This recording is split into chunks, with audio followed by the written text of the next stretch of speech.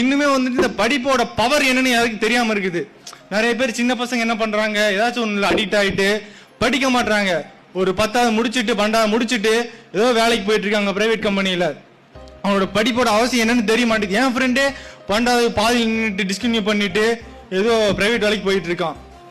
First எல்லாத்தையும் படிக்க சொல்லுங்க. படிப்போட பவர் என்ன, அருமை என்னன்னு உங்களை சுத்தி இருக்கிற ஃப்ரெண்ட்ஸுக்கு எல்லாத்துக்கும் புரிய வைங்க.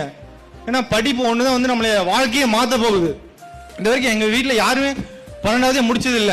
நான் தான் 12வது முடிச்சு ஃபர்ஸ்ட் கிராஜுவேட். ஸோ எல்லாரையும் படிக்க வைங்க. படிச்சாதான் உலகம் எப்படி இயங்கிட்டு இருக்குன்னு தெரியும். நம்ம என்ன லெவல்ல இருக்குன்னு இன்னும் வெளி உலகத்துக்கு போங்க. நம்ம இருக்கிறது ஒரு கிராம சைடுல இருப்போம். அது கிராமத்தை விட வெளியுமே தெரியாது. யாரும் சொன்னாங்க குட்டி செவத்துக்குள்ள குதிரை ஓட்டுற மாதிரி. வெளியே வந்து பாருங்க எவ்வளவு பெரிய கடல் இருக்கு. நம்ம கப்பல் ஓட்டணும். சரிங்களா? அதெல்லாம் ரெடியாகி நல்லா படிங்க.